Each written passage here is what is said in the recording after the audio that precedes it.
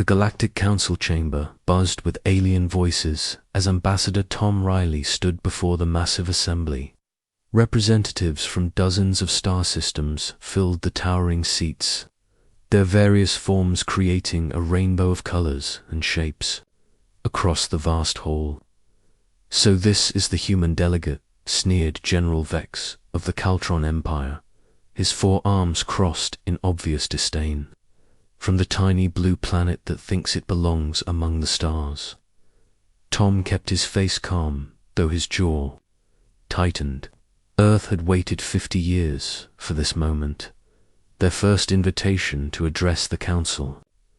Behind him, the hologram displayed Earth's modest achievements: 3 colonies, basic faster-than-light travel, and a small defense fleet of 200 ships. "Pathetic," laughed Commander Nix from her floating platform. "The Caltron Empire alone commands over 50,000 warships. What could these primitives possibly offer us?" The Council erupted in alien laughter. Species after species mocked humanity's humble presentation. Earth's trade proposals were dismissed. Their technology was called Stone Age. Their military was labeled laughable. Admiral Brix of the dominant Helix Federation leaned forward, his massive frame casting shadows across the chamber. "Humans," he said with amusement, "perhaps you should focus on not destroying your own planet before dreaming of the stars. Leave galactic affairs to actual civilizations." Tom's hands clenched behind his back. He watched as Earth's application for Council membership was not just rejected, but torn apart piece by piece. The assembled aliens treated humanity like children playing dress-up.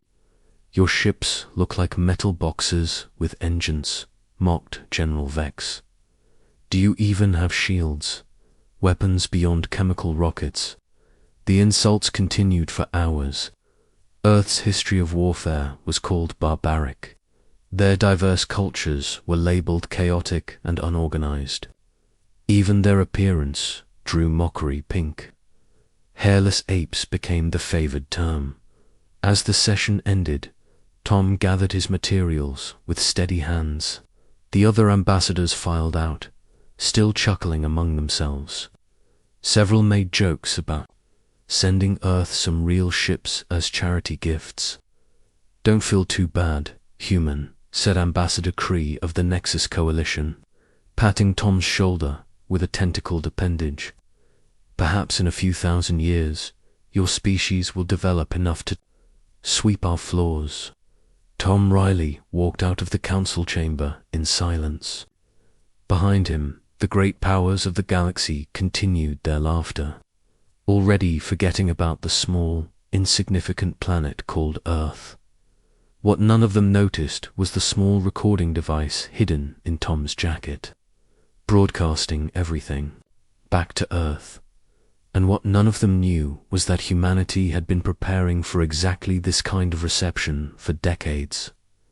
In the depths of space, hidden beyond the edge of the solar system, construction yards that had been secret for 20 years hummed with activity. The mock presentation Earth had given was not weakness, it was misdirection. As Tom's ship departed the council station, he sent a single coded message back to Earth Command. They took the bait. Begin Phase 2. On Earth, President Davis received the message in his secure bunker. Around him, the combined military leadership of every nation sat in tense silence. They had all watched the humiliation of their species broadcast live. "Well," Davis said quietly, "I think we've heard enough. Admiral West, are our fleets ready?" Admiral West nodded grimly. "All ships are in position, Mr. President. The crews have been briefed. Operation Sunrise can begin on your command." Davis looked at the massive display showing Earth's actual military strength. Not 200 ships, but 20,000. Not primitive technology, but weapons systems developed in secret using resources from their hidden colonies. Not a small, weak species, but a civilization that had learned to prepare for the worst while hoping for the best. "Gentlemen," Davis said, standing up, "it's time to show the galaxy what humans are really capable of. They wanted to see our true nature. Let's give them a demonstration they'll never forget." The room fell silent as the weight of the moment settled on everyone present. Humanity was about to announce itself to the galaxy in a way no one would expect. 6 months before the council meeting, deep in the asteroid belt between Mars and Jupiter, the largest construction project in human history neared completion. The massive shipyard, designated Forge Station, stretched across 50 kilometers of space, hidden behind a field of carefully positioned asteroids and stealth technology that humanity had developed in secret. Captain Jake Morrison floated through the command center, watching thousands of workers put finishing touches on the last batch of warships. Unlike the crude, boxy vessels Earth had shown the Council, these ships were sleek predators, angular and deadly, covered in armor that could deflect energy weapons and packed with firepower that would surprise any alien fleet. "Sir," called Lieutenant Emma Brooks from her station, "final count is confirmed. 20,000 ships ready for deployment. All crew assignments complete." Morrison nodded, still amazed by the scale of what humanity had accomplished. While the galaxy saw Earth as a primitive world with basic technology, the truth was far different. Humanity had been preparing for galactic contact for decades, and they had learned from history. The secret began 40 years ago when Earth's deep space telescopes detected the first signs of alien civilizations. Instead of announcing the discovery, world governments had made a difficult choice: prepare in secret. They created hidden colonies beyond Pluto, established mining operations in distant asteroid fields, and developed technology using resources the galaxy didn't know existed. Dr. Lisa Park, Earth's leading xenobiologist, had studied every piece of alien communication they had intercepted. Her conclusion was simple: most galactic civilizations viewed newcomers as either servants or threats. There was no middle ground for respect. They think in terms of strength, she had told the Secret Council of Nations. Show weakness, and they'll crush you. Show too much strength too early, and they'll unite against you. We need a different approach. That approach became the Trojan Horse Protocol. Earth would present itself as weak and primitive, while secretly building the largest fleet in the galaxy. They would gather intelligence, learn about their potential enemies, and then reveal their true strength only when absolutely necessary. The plan had worked perfectly. For 50 years, Earth sent out weak signals and basic probes, making themselves appear like a young species just learning to reach the stars. Meanwhile, their hidden colonies had grown into major industrial centers. Their secret fleet had expanded beyond all expectations, and their technology had advanced far beyond anything the galaxy suspected. Colonel Mike Davis reviewed the intelligence reports from Ambassador Riley's mission. The Caltron Empire commanded 50,000 ships, but their technology was 300 years old. The Helix Federation had massive numbers, but poor coordination between species. The smaller powers were more advanced, but had tiny fleets. There, all fighting the last war, he reported to Earth Command. Their ships are built for battles against similar technology. None of them have faced anything like what we've developed. Humanity's secret weapon wasn't just superior technology or larger numbers. It was their approach to warfare itself. While galactic powers fought in predictable formations with standard tactics, Humans had studied every historical conflict and developed something entirely new. Their ships could operate independently, or in perfect coordination.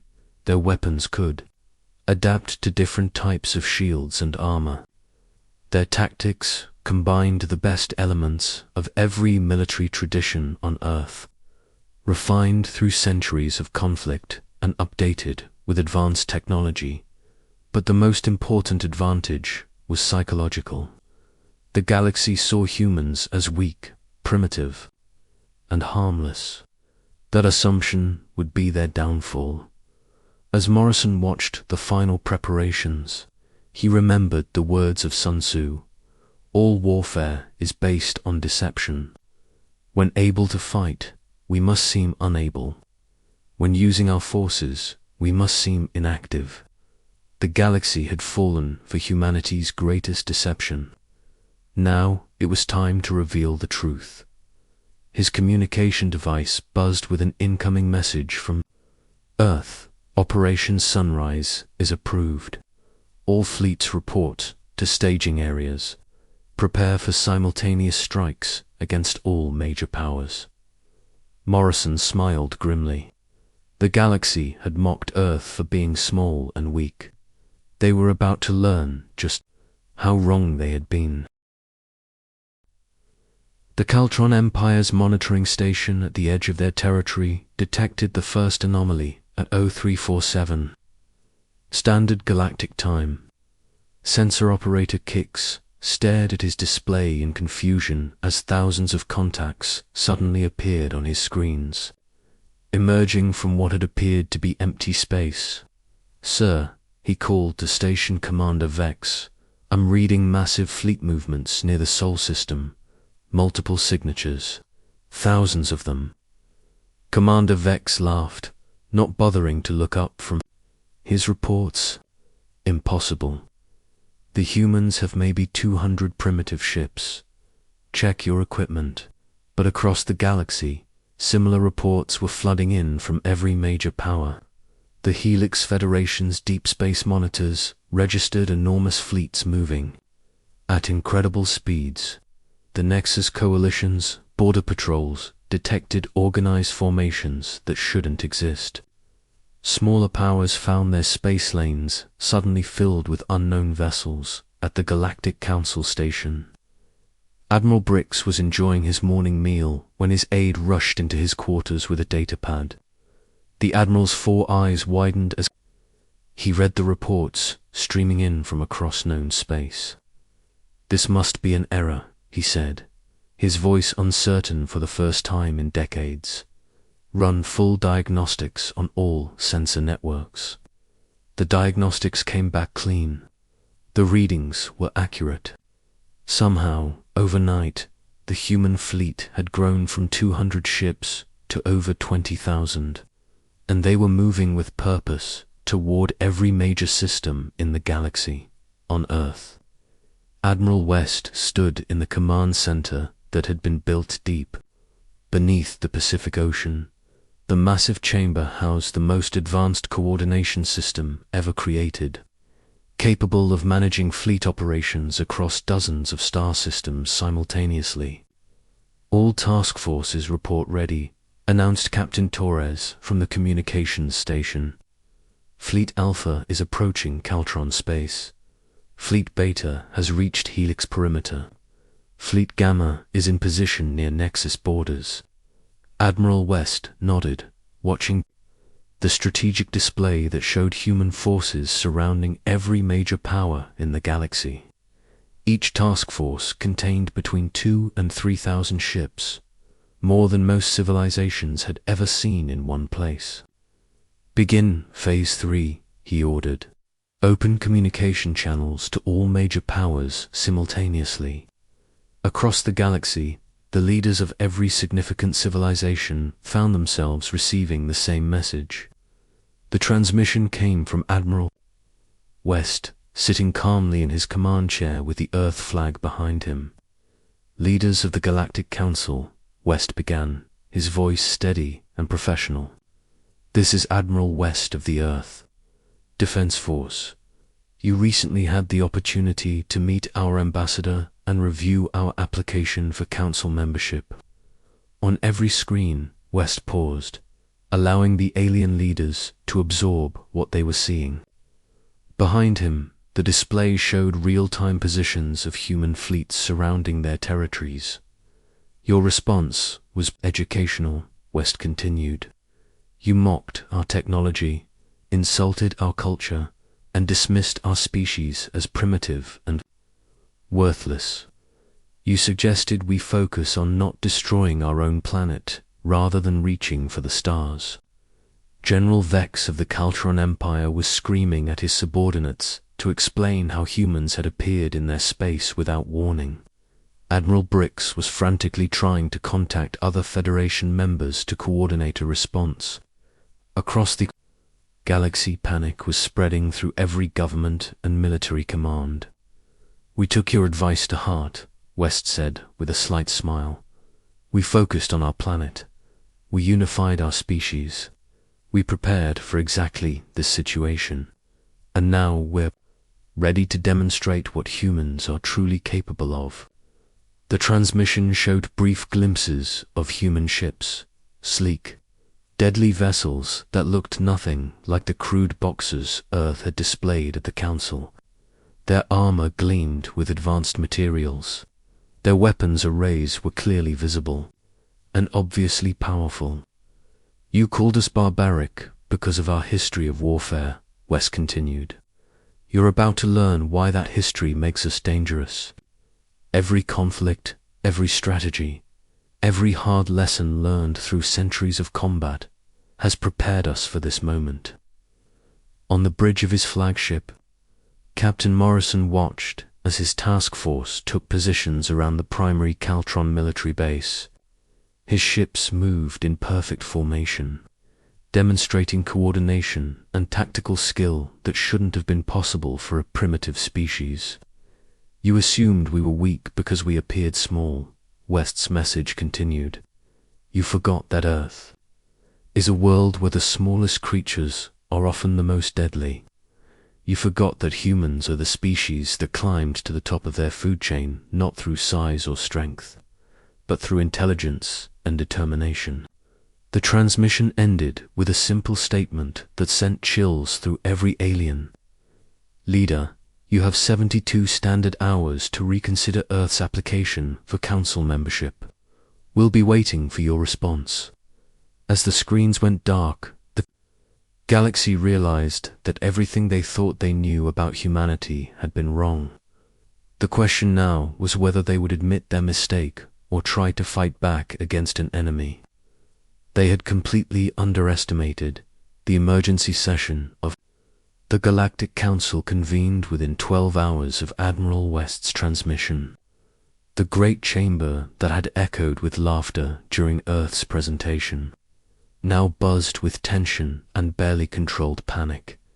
Admiral Brix slammed his massive fist on the podium, his voice booming across the assembly. This is an act of war. The humans have violated every principle of galactic law by positioning military forces in sovereign space without declaration. Sovereign space, interrupted Commander Nix, her voice sharp with sarcasm. You mean the same sovereignty we denied them when we mocked their legitimate application for membership? The chamber erupted in arguments as species that had united, in mocking Earth, now found themselves divided on how to respond. General Vex paced behind his delegation's seats, his forearms gesturing wildly as he spoke with his military advisors. Our intelligence reports are disturbing, announced Ambassador Kree, his tentacles writhing with anxiety. Human ships show technology signatures we've never encountered. Their coordination suggests command systems more advanced than anything in the galaxy. Representative Zell of the Minor Outer Rim Coalition stood to address the assembly. Perhaps we should consider that we made an error in judgment. These humans clearly possess capabilities we failed to recognize. Weakness, roared General Vex. They're trying to intimidate us with numbers and theatrics. No species develops this kind of military power without decades of preparation. This was planned aggression from the beginning. What the council members didn't know was that Captain Morrison and a small team of human intelligence officers were monitoring every word through devices planted during Ambassador Riley's previous visit. In the Human Command Center, Admiral West listened to the alien debates with growing understanding. They're splitting into 3 factions, reported Intelligence Officer Davis. The hardliners want immediate military response. The moderates are calling for negotiation. The smaller powers are pushing for acceptance of our demands. Admiral West studied the political analysis flowing across his screens. Decades of intercepted communications had given humanity deep insight into galactic politics. They knew which species held old grudges, which ones feared each other, and which ones could be turned into allies. Begin Phase 4, he ordered. Selective pressure. Across the galaxy, human task forces began demonstrating their capabilities in carefully chosen locations. Near the Caltron Empire's most important trade route, Fleet Alpha performed precision maneuvers that showcased their advanced technology. Ships moved in perfect synchronization, their weapon systems powered but not aimed, showing restraint combined with overwhelming capability at the edge of Helix Federation space. Fleet Beta intercepted and escorted merchant vessels with polite efficiency, proving they could control space lanes without firing a shot. Their message was clear. Human forces could disrupt galactic commerce at will, but chose not to. The most impressive demonstration occurred near the Nexus Coalition's primary military academy. Fleet Gamma performed combat exercises using live fire against unmanned asteroid targets. The precision and power of human weapons turned massive rocks into precisely shaped debris patterns, creating geometric designs visible from neighboring planets. Back in the council chamber, reports of these demonstrations were causing heated debate. The military representatives who had called for immediate war were being challenged by economic advisors who pointed out the catastrophic cost of fighting an enemy that could shut down all trade. Look at these tactical analyses, pleaded Admiral Rex of the Helix Federation. Their fleet movements show coordination we can't match. Their technology demonstrates capabilities we don't understand. Fighting them would be suicide. Then what do you suggest? Demanded General Vex. Complete surrender to a species we barely knew existed a week ago. Ambassador Kree raised a tentacle for attention. Perhaps we should reconsider their original application. If we offer them membership now, we might be able to negotiate from a position of mutual respect rather than force. After they've surrounded our homeworlds with war fleets. General Vex's voice dripped with disgust.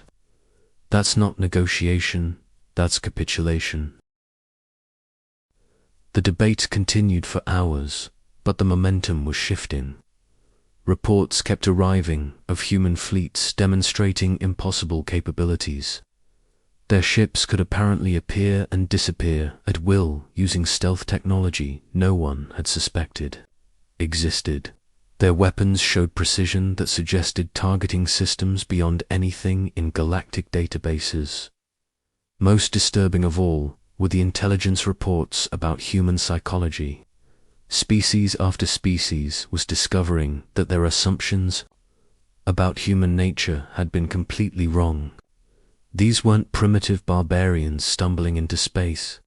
They were a species that had spent centuries preparing for exactly this situation. As the emergency session stretched into its second day, a new factor emerged.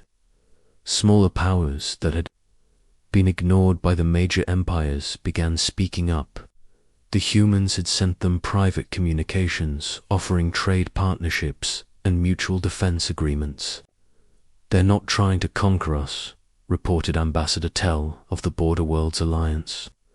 "They're offering us protection from the same empires that have been exploiting us for centuries." The realization hit the major powers like a cold shock. Humanity wasn't just challenging their military dominance. They were offering an alternative to the existing galactic order. Species that had been forced to accept secondary status were suddenly seeing a chance for real independence. The Council faced a choice: accept humanity as an equal partner, or risk a war that could destroy the existing power structure entirely. As the debates raged on, human fleets waited patiently in space, demonstrating that sometimes the greatest power came from knowing when not to use it. 71 hours after Admiral West's ultimatum, the Galactic Council reached its decision. The same chamber that had echoed with mockery now stood in tense silence as Ambassador Kree took the podium to deliver the Council's response. "The Galactic Council," he began, his voice carefully controlled, "has voted to reconsider Earth's application for membership." The words came out slowly, each one a bitter admission of their earlier mistake at Earth Command. Admiral West watched the transmission with satisfaction but no surprise. Intelligence reports had tracked every vote, every backroom negotiation, every desperate attempt by the major powers to find an alternative to accepting human membership. "Terms?" asked Captain Torres from the communication station. "Full membership, with immediate voting rights," Admiral West replied. "Territorial recognition of all human colonies and claims, and formal apology for their previous diplomatic oversight." The hardest part for the galactic powers wasn't accepting Earth's strength. It was admitting they had been wrong. Species that had dominated the galaxy for millennia were forced to acknowledge that they had completely misjudged a newcomer. General Vex had fought the decision until the end, but even the Caltron Empire's military leadership had finally accepted reality. When your enemy could appear anywhere in your territory without warning and had weapons that could reshape asteroids with precision, traditional notions of military superiority became meaningless. "The humans have demonstrated," Admiral Brix announced to the Helix Federation Council, "that they possess both the capability and restraint necessary for galactic leadership. We ... underestimated them." That was the closest any of the major powers came to an actual apology, but it was enough. The formal ceremony took place 1 week later, with Ambassador Riley returning to the council chamber under very different circumstances. This time, when Tom Riley approached the podium, every representative stood in respectful silence. The human delegation was escorted by an honor guard from multiple species, and their presentation technology was the most advanced equipment the council chambers had ever seen. "Members of the Galactic Council," Tom began, his voice carrying to every corner of the massive chamber, "humanity accepts membership in this assembly with both gratitude and determination. We come not as conquerors, but as partners in building a better galaxy for all species." The irony wasn't lost on anyone present. The same species they had dismissed as primitive barbarians was now offering them partnership and cooperation. Behind the diplomatic language, everyone understood the new reality. Humanity had become the dominant military power in the galaxy overnight. But instead of using that power to exact revenge or establish an empire, they were offering to strengthen the existing system.